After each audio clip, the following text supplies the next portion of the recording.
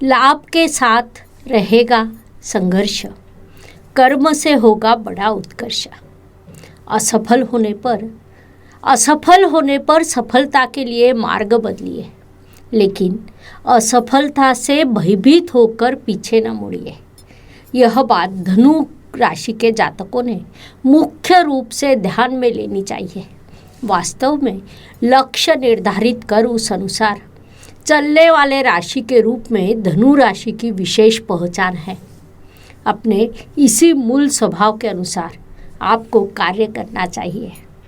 नमस्कार, मैं astro गुरुमा doctor ज्योति जोशी आप सभी ज्योतिष प्रेमी एवं अध्ययनकर्ताओं का हार्दिक स्वागत करती हूँ। हम मार्च महीने के राशिफल का अध्ययन कर रहे हैं। आज हम धनु राशि के जातकों के लिए यह महीना कैसा रहेगा, इस पर विस्तार से वार्तालाप करेंगे। विभिन्न दृष्टिकोण से हम इस महीने की ग्रह स्थिति का शास्त्रोक्त विश्लेषण करेंगे। साथ ही वीडियो के अंत में इस महीने करने वाले विशेष उपाय भी मैं आपको बताऊंगी। वीडियो अंत तक जरूर देखें।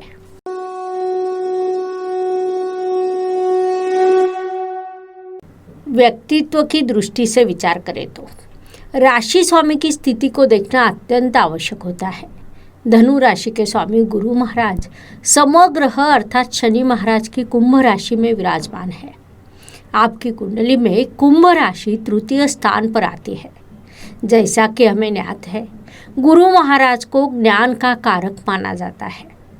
किसी भी चीज को बुद्धि से करना यह उनका विशेषत्व है, जिस कारण अधिक परिश्रम करने की मानसिकता में वे नहीं रहते हैं। अपने बुद्धि से अधिकतम स्मार्ट वर्क करना उन्हें पसंद आता है। परिणाम स्वरूप व्यक्तित्व की दृष्टि से इस महीने में आपके लिए थोड़ा संघर्ष रहेगा, लेकिन आप उसकी अधिक चिंता न करें, क्योंकि शीघ्र ही आपके लिए शुभ समय आने वाला है। पारिवारिक दृष्टि से विचार करें तो आपके द्वितीयेश शनि महाराज द्वितीय स्थान में विराजमान है। उनके साथ वहाँ मंगल, बुध और शुक्र भी उपस्थित है। इस ग्रह स्थिति का परिणाम है कि आपके परिवार में कोई शुभ समारोह हो सकता है। छोटा बड़ा गेट टुगेदर जैसा कोई कार्यक्रम हो सकता है। परिवार में वृद्धि होने के भी योग आपके लिए निर्माण होंगे। बालक का जन्म होना या घर में बहू दामाद का आना, इस प्रकार से परिवार वृद्धि हो सकती है, जो आपके पूरे परिवार के लिए अत्यधिक आनंददायी रहेगा।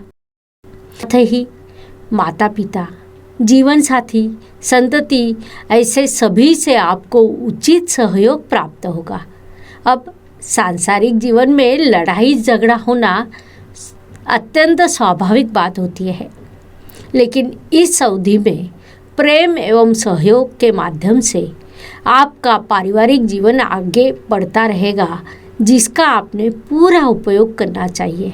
पराक्रम परिश्रम की दृष्टि से विचार करें तो आपके परिश्रमेश शनि महाराज स्वराशि में विराजमान है, लेकिन उनकी यात्रा परिश्रम के व्यय स्थान से शुरू है, जिस कारण परिश्रम करने की अपेक्षा उसे टालने की मानसिकता आप में विकसित होगी। आज का काम कल देखेंगे, कल का काम परसों देखेंगे, ऐसे विचार आपके मन में उत्पन्न होंगे, जिस कारण आपके प्रगति में बाधाएं निर्माण हो सकती है। आपको अपने इस स्वभाव को नियंत्रित कर कार्यरत रहना होगा, वह आपके लिए लाभकारी रहेगा। वास्तु, वाहन, भूमि, सुख शांति की दृष्टि से विचार करें तो आपके चतुर्थेश गुरु महाराज समग्रह की राशि अर्थात शनि महाराज के कुंभ राशि में विराजमान है। सबसे महत्वपूर्ण बात है कि उनकी यात्रा चतुर्थ के व्यय स्थान से शुरू है। वहाँ से उनकी शुभ दृष्टि आपके भाग्य स्थान पर है, जो वास्तु के दृष्टि से शुभ कही जा सकती है। लेकिन कुल मिलाकर वास्तु सौख्य, वाहन सौख्य, घर की सुख शांति के दृष्टि से विचार करें तो इस अवधि में आपके लिए अधिक लाभकारी नहीं कहा जा सकता, क्योंकि चतुर्थेश का चतुर्थ के व्यय स्थान में होना यह नकारात्मक स्थिति मानी जाती है, जो इन सभी सुखों में न्यूनता उत्पन्न करती है। इसीलिए जो जातक नए वास्तु या वाहन के संदर्भ में योजना बना रहे हैं, उन्हें थोड़ी प्रतीक्षा करने की सलाह दी जाती है। अगले महीने ग्रह स्थिति में बड़ा बदलाव होने वाला है। उसके बाद आपके लिए वास्तु और वाहन के अत्यंत शुभ योग निर्माण होंगे। शिक्षा एवं इष्ट देव के सहयोग की दृष्टि से विचार करें तो यह अवधि धनु जातकों के लिए विशेष लाभकारी कहा जा सकता है। विशेष रूप से मैकेनिकल, टेक्निकल, इंजीनियरिंग, फार्मेसी ऐसे किसी भी क्षेत्र में आप हो तो आपको इस महीने बड़े अवसर प्राप्त होंगे। शिक्षा या अध्ययन में आपको बड़ी सफलता प्राप्त हो सकती है। अध्ययन में उन्नति हो सकती है। जो जातक प्रतियोगी परीक्षाओं का अध्ययन कर रहे हैं उन्हें भी सफलता के अवसर प्राप्त होंगे। जो जातक सैन्य दल का अध्ययन या प्रशिक्षण ले रहे हैं उनके लिए विशेष अवसर निर्माण होंगे। यहाँ तक कि उन्हें सफलता भी प्राप्त हो सकती है। संक्षेप में शिक्षा की दृष्टि से यह महीना आपके लिए अत्यंत उपयुक्त एवं लाभकारी सिद्ध होगा। साथ ही अच्छा जीवन साथी प्राप्त करने के दृष्टि से यह अवधि शुभ है। आपने उसका पूरा लाभ उठाना चाहिए। Please like, share and subscribe the channel और हाँ, बेल आइकॉन दबाना ना भूलें। धन्यवाद। स्वास्थ्य, कर्ज, प्रतिस्पर्धी, शत्रुओं की दृष्टि से विचार करें तो षष्ठ स्थान और षष्ठेश की स्थिति महत्वपूर्ण होती है। आपके षष्ठ स्थान में राहु ग्रह विराजमान है। उपचय स्थान होने के कारण राहु को वह विशेष रूप से अच्छा लगता है। फलस्वरूप उसके अत्यंत शुभ परिणाम आपको प्राप्त हुए हैं। साथ ही षष्ठे शुक्र ग्रह आपके धन स्थान में विराजमान है। यह पूरा महीना शुक्र वही रहेगा। 31 मार्च को वह राशि परिवर्तन कर आपके तृतीय स्थान में प्रवेश करेगा।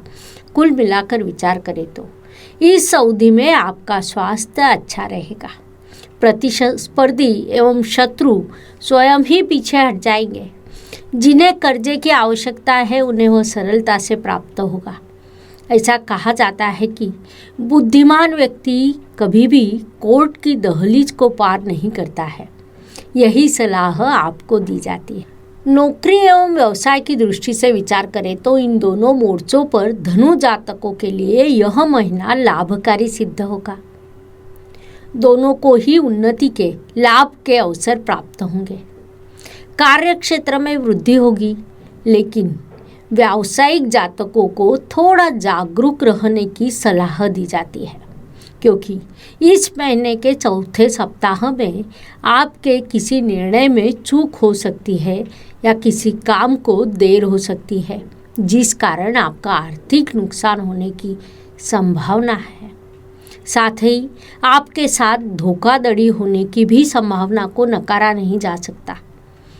किसी व्यवहार को पूरा करते समय आपको फंसाया जा सकता है, इसलिए आपको उस दृष्टि से सावधान रहना होगा।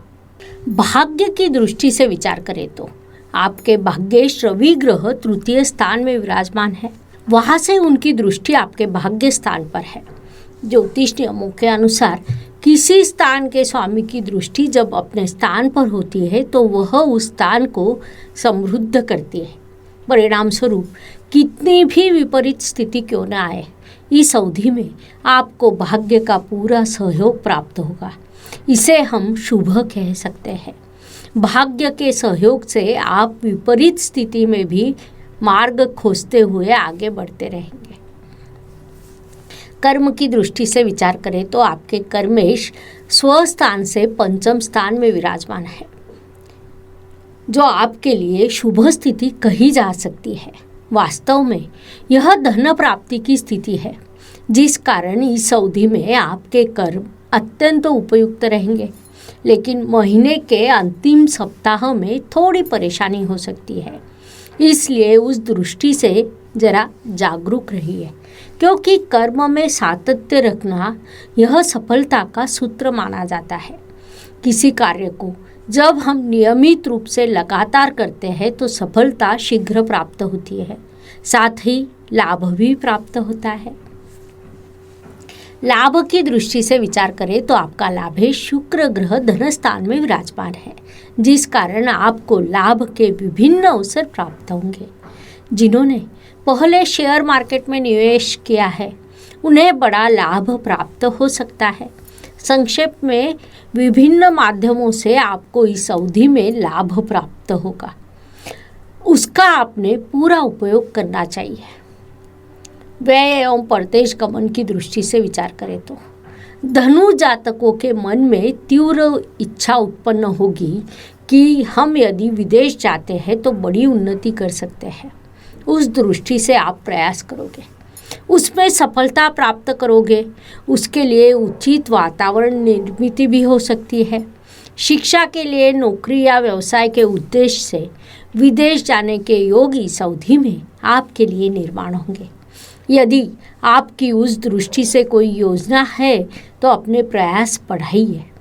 खर्च की दृष्टि से विचार करें तो आपके व्यय स्थान में केतु ग्रह विराजमान है, जिस कारण आपको कुछ न कुछ खर्च अवश्य होगा। लेकिन अगले महीने केतु राशि परिवर्तन करने वाला है। परिणाम स्वरूप हर महीने आपके जो खर्च शुरू है उसमें कहीं न कहीं रोक लगेगी, लेकिन इस महीने आपका खर्च शुरू रहेगा। शुभ दिन एवं अशुभ दिन। जीवन सुख दुख और उतार चढ़ाव से भरा होता है। कोई भी व्यक्ति संपूर्ण सुखी या संपूर्ण दुखी हो नहीं सकता। तदनुसार हर दिन सभी के लिए समान हो नहीं सकता। महीने के कुछ दिन सुख संतोष और सफलता लेकर आते हैं तो कुछ दिन संघर्ष कठिनाइयाँ और तनाव से भरे होते हैं। इस दृष्टि से धनु जातकों के लिए 7, 16 और 26 यह दिन विशेष रूप से सुखदायक तथा शुभ होंगे। साथ ही 5, 14 और 24 मार्च यह दिन अशुभ एवं तनावपूर्ण रहेंगे। इन दिनों में आप कठिनाइयों, बाधाओं, समस्याओं का अनुभव करेंगे, तो यह मानसिकता आपको पहले बनानी होगी और आगे बढ़ना होगा। उपायों की दृष्टि से विचार करें तो ज्योतिष में कई सीधे, सरल एवं छोटे छोटे उपाय बताए गए हैं जो कोई भी कर सकता है। उपाय भले ही छोटे हो पर उनका प्रभाव निश्चित रूप से बड़ा होता है। अशुभ चीज़ों की अशुभता कम करने और शुभ चीज़ों की शुभता बढ़ाना की शक्ति उनमें होती है। मार्च महीने में होलिका दहन यह बड़ा उत्सव होता है। इस दिन कुछ सरल उपाय करने पर आपको अत्यंत शुभ परिणाम प्राप्त हो सकते हैं। होलिका दहन का महत्व सभी को ज्ञात है। इस दिन सभी बुरी चीज़ों का दहन करना होता है। उस अनुसार धनु राशि की दृष्टि से विचार करें तो उस दिन आपको गाय या कुत्ते को खाना खिलाना चाहिए या घी लगाकर रोटी खिलानी चाहिए।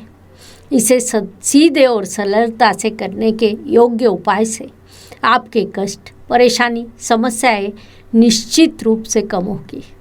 तो धनु जातकों के लिए मार्च 2022 कैसा रहेगा, यह समझने के लिए इतनी जानकारी पर्याप्त है।